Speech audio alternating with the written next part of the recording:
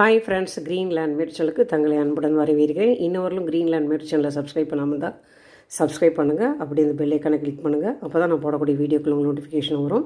யுகாதி பச்சடி last year போட்டிருந்தேன். அதை மாங்காயை சின்ன சின்ன துண்டுகளாக கட் பண்ணி போட்டிருப்பேன். இப்போ மாங்காய் சாதம் பண்ணுறதுக்காக பாருங்கள், துருவி வச்சுருக்கேன். இந்த துருவல்லையே மாங்காய் போட்டு இதில் சித்திரை 1ஆம் தேதி அறுசுவை பச்சடி பண்ணிட்டேன். இதில் எல்லாமே கலந்துட்டேன். முதல்ல போட்டிருந்த வீடியோவில் எல்லாம் என்னென்னலாம் நான் வச்சுருந்தோம் அந்த மாதிரி எல்லாமே இதில் கலந்தாச்சு.